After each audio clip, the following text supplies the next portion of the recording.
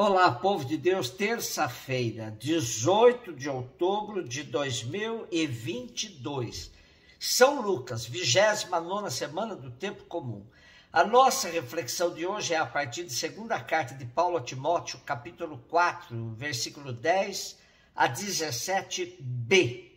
E de Lucas 10, de 1 a 9. Caríssimo, Demas me abandonou por amor deste mundo e foi para Tessalônica. Crescente foi para Galácia, Tito para Dalmácia, só Lucas está comigo. Toma contigo Marcos e traze-o, porque me é útil para o ministério. Mandei Tíquico a Éfeso, e quando vieres, traze contigo a capa que deixei em Troade, em casa de Carpo, e os livros, principalmente os pergaminhos. Alexandre, o ferreiro, tem-me causado muito dano. O Senhor lhe pagará segundo as suas obras. Evita-o também tu, pois ele fez forte oposição às nossas palavras. Na minha primeira defesa ninguém me assistiu, todos me abandonaram. Oxalá que não lhe seja levado em conta. Mas o Senhor esteve ao meu lado e me deu forças. Ele fez com que a mensagem fosse anunciada por mim integralmente e ouvida por todas as nações. Os últimos tempos de Paulo são sombrios, tristes, solitários na prisão. Embora abandonado e traído pelos companheiros mais próximos, seu olhar continua firme no Senhor para anunciar o Evangelho e finalmente participar plenamente do reino. Lucas já estava com Paulo no tempo da primeira prisão. Talvez este seja mesmo Lucas, o autor do terceiro evangelho e do livro dos Atos dos Apóstolos. Marcos, ou João Marcos, foi companheiro circunstancial. Teve divergência com Paulo, mas o encontramos como companheiro fiel no tempo da perseguição. Por outro lado, Paulo manifesta o seu conforto por Lucas permanecer fiel, enquanto outros, por cansaço, por medo, o abandonaram.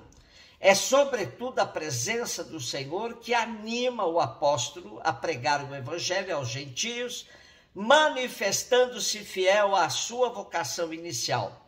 Mas não pôde deixar de lembrar os que o abandonaram, quando mais precisava de apoio, tendo de se defender sozinho no tribunal e tendo de defender a Cristo e a fé que abraçara.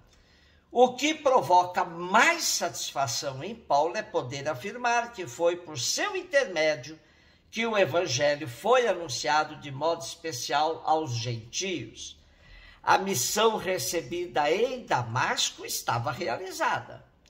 Nem sempre na missão teremos companhia de amigos, pois assumir os compromissos advindos da escolha de ser cristão autêntico é para poucos mesmo. Quem quer levar seu compromisso com o evangelho bem a sério, saberá que não poderá contar com multidões. Por isso a Bíblia também diz que quem encontrou um amigo, encontrou um tesouro.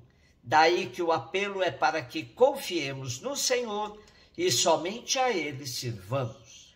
Lucas 10, de 1 a 9. O Senhor escolheu outros 72 discípulos e os enviou 2 a 2 na sua frente a toda a cidade e lugar aonde Ele próprio devia ir.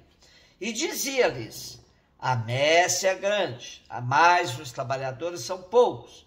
Por isso pedi ao dono da messe que mande trabalhadores para a colheita. Eis que vos envio como cordeiros para o meio de lobos. Não leveis bolsa, nem sacola, nem sandálias, e não cumprimenteis ninguém pelo caminho. Em qualquer casa em que entrardes, dizei primeiro: a paz esteja nesta casa. Se ali morar um amigo da paz, a vossa paz repousará sobre ele. Senão, ela voltará para vós. Permanecei naquela mesma casa, comei e bebei do que tiverem, porque o trabalhador merece o seu salário. Não passeis de casa em casa. Quando entrardes numa cidade e fordes bem recebidos, comei do que vos servirem, curai os doentes que nela houver e dizei ao povo: O reino de Deus está próximo de vós. Estamos diante de mais um texto exclusivo de Lucas. Jesus já havia enviado os 12 em missão, agora são outros 72, enviados de 2 a 2 à frente da caminhada missionária do próprio Jesus. Lucas tem uma preocupação bastante acentuada com a missão, com o caminho da palavra. Depois do terceiro evangelho, primeira parte de sua obra, nos Atos dos Apóstolos, Lucas apresenta a igreja em constante missão.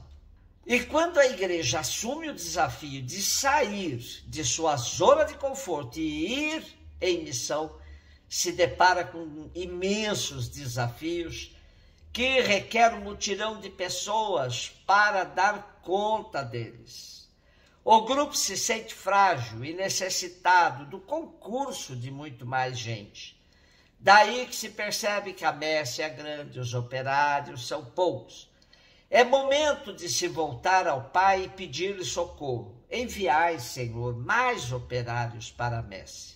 O campo da missão é sempre difícil, nem todos aceitam a boa nova de bom grado. Há muitas rejeições e até hostilidades. Por isso Jesus alerta: eis que os envio como cordeiros para o meio de lobos. Os lobos do começo do cristianismo tinham várias vertentes, tanto políticas quanto religiosas. O judaísmo será sempre um oponente à boa nova, mas o Império Romano também atuará com muita força contra a expansão do cristianismo. E quando se encontra campo favorável, os missionários devem usufruir de bom grado de tudo o que lhe oferecerem, comida, hospedagem. E é importante não perder o foco da missão, que é o anúncio do reino.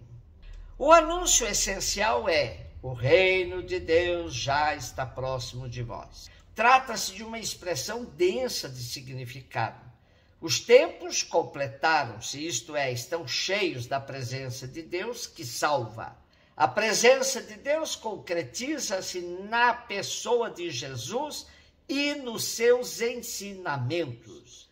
A igreja continua na história a enfrentar os lobos de hoje. A cada tempo eles mudam de cara e suas estratégias de acabar com a boa nova seguem sendo aprimoradas. Hoje os lobos se vestem de capa de cordeiro e tentam minar o anúncio do reino até desde dentro da própria igreja. Lobos externos e internos. Mas o importante é não perder o foco, seguir anunciando que o reino de Deus virá. Assim poderemos cantar com certeza e esperança em frente a todos os lobos de hoje. Apesar de você, amanhã há de ser novo dia. Celebramos hoje São Lucas. São Lucas, autor do terceiro evangelho dos Atos dos Apóstolos, era membro da primeira comunidade cristã, esteve muito próximo de todos os acontecimentos das comunidades primitivas. Apesar de não ter conhecido pessoalmente Jesus, foi discípulo de Paulo, que também não esteve pessoalmente com Jesus, mas ambos tiveram suas experiências com os primeiros cristãos. Isso facilitou a Lucas escrever o Evangelho e também os Atos dos Apóstolos. E devemos a Lucas memoráveis e significativas passagens da vida dos primeiros e, sobretudo, a respeito de Maria. Sem Lucas, Maria seria quase esquecida. Um beijo no seu coração.